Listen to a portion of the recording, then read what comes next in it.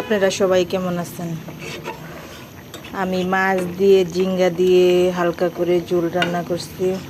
এইখানে প্রথমে তেল দিয়ে দিচ্ছি, তারপরে একটা পেঁয়াজ, তারপরে হয়েছে একটু হলুদ দিয়ে দিচ্ছি, একটু মরিচ ধনিয়ার গুঁড়া, পরে হালকা কষাইছি, তারপরে হয়েছে একটু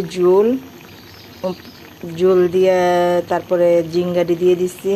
ঝিঙ্গা দিয়ে তারপরে হয়েছে এখন তরকারি হয়ে গেছে। মাছ 3 পিস মাছ দিয়ে দিছি। তার লগে অন্য তরকারি রান্না করছি, আমার ছেলে এটি খাবে না। আর এমন হয়ে গেছে, এখন উঠে ফেলবো। মাছ আগে বাজিয়ে রাখছিলাম,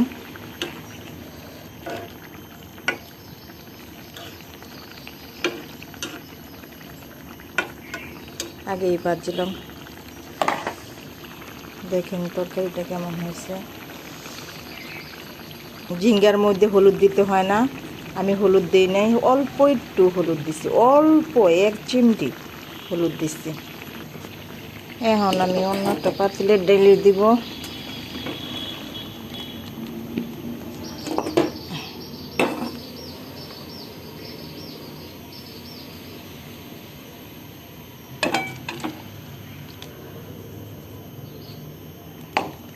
হয়ে গেছে আমার তরকারি।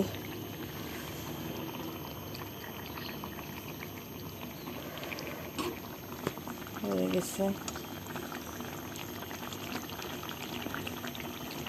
আচ্ছা, আপনারা যারা যারা দেখবেন লাইক শেয়ার কমেন্ট করে দেন। আমি নতুন আইডি খুলছি, এতটা বুঝি না, আপনারা দয়া করে আমার লাইক শেয়ার করে দেন।